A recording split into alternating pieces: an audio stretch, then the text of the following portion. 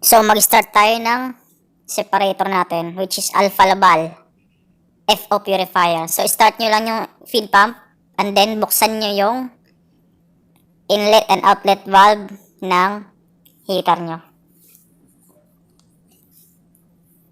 Okay. So, bukas na.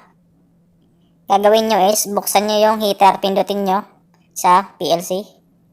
Okay. So, lalabas dyan, the valve has been dismantled. So, kung hindi dismantle nyo, ilagay nyo no. Pindutin nyo yung negative. And then, pindutin nyo yung separator. So, kung makikita nyo, magbi-blink-blink-blink yung indicator light ng separation.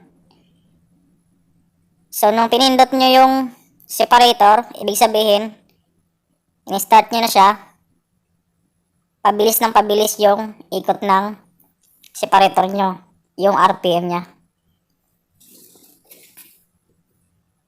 So, kung makikita nyo, pataas na pataas yan. Naging 4,000 na, 4,2, 4,4. Tataas yan hanggang maabot nga yung desired na RPM nya. I think mga 11,000 na higit dyan. Usually 11,000 na higit yung RPM yan. So, aantayin yan hanggat umabot doon. So ayun, naglagay na sa PLC niya, standby. Ibig sabihin, pwede nyo start yung separation. Pindutin nyo yung separation. And then, kung nakikita nyo, umiilaw na yung indicator light ng operational water natin.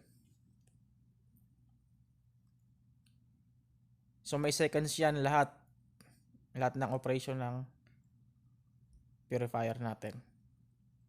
May timer kasi ano, yung makikita nyo. Dapat alam nyo yan lahat kung paano yung sequence niya pag-operate.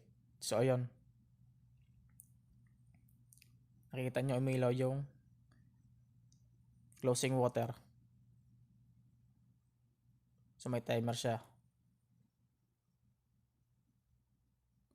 And then sealing water, sumunod, umilaw. Ibig sabihin sinisil niya yung bowl.